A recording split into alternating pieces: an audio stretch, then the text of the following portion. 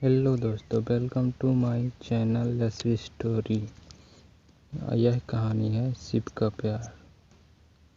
शिव अपने माता पिता का इकलौता लाडला लड़का था। शिव अपने माता पिता को बहुत प्यार करता था और शिव अपने माता पिता की सारी बातें मानता था।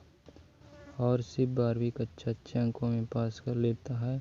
अब शिव को आगे की पढ़ाई के लिए गांव से दूर शहर आ जाता है और एक अच्छे से कॉलेज में प्रवेश ले लेता है। कॉलेज में उसे एक लड़की से प्यार हो जाता है। उस लड़की का नाम खुशी होता है और खुशी को भी शिव से प्यार हो जाता है। जब कॉलेज की पढ़ाई पूरी हो जाती है तब खुशी के पिता खुशी से कहते हैं कि बेटी, तुम्हारी माँ कह रही थी कि अब हमें खुशी की शादी कर देनी चाहिए। अब तो इसकी पढ़ाई भी पूरी हो चुकी है।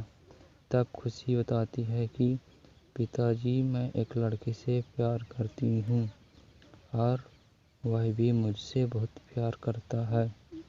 तब खुशी के पिता कहते हैं कि बेटी, मैं चाहता हूँ कि तुम्हारी शादी उसी से हो जो मेरा घर जमाई बने। अगर वह घर जमाई बनने के लिए तैयार है तो मैं तुम्हारी शादी करवा दूँगा। और तब खुशी कहती है कि पिताजी, वह मुझसे बहुत प्यार करता है, मैं उसे मना लूँगी। तब खुशी के पिता कहते हैं कि तो ठीक है, उस लड़के को कल घर बुलाओ।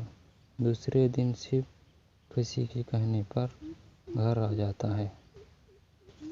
खुशी के पिता शिव से पूछते हैं कि क्या तुम मेरी बेटी से प्यार करते हो और शादी भी करना चाहते हो?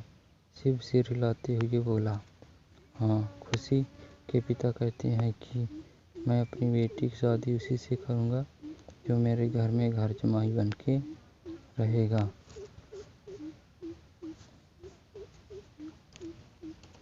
तब शिव खुशी की ओर देखते हुए बोला, खुशी, तुम्हारे पिता यह क्या कह रहे हैं? मुझे घर जमाई बनाना चाहते हैं। तब खुशी कहती है कि तो इसमें गलत क्या? शिव अब कहता है कि तुमने यह कैसे सोच लिया कि मैं घर जमाई बनकर तुम्हारे घर में रहूँगा? तब खुशी, क्या तुम मुझसे प्यार नहीं करते?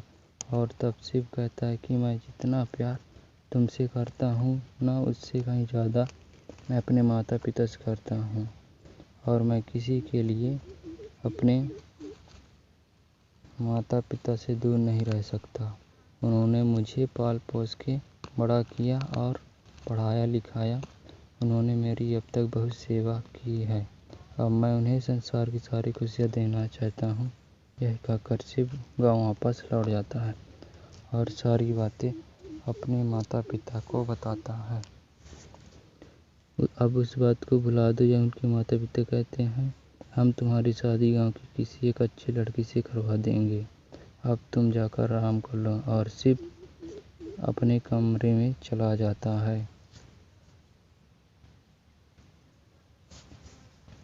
और कुछ दिन बाद शिव के माता पिता शिव की शादी गांव की एक अच्छी लड़की से करा देते हैं। उस लड़की का नाम स्वाति रहता है और दोनों खुशी जीवन व्यतीत करने लगते हैं अपने माता पिता के पास। यह कहानी आपको अच्छी लगी हो तो हमारे चैनल को सब्सक्राइब, लाइक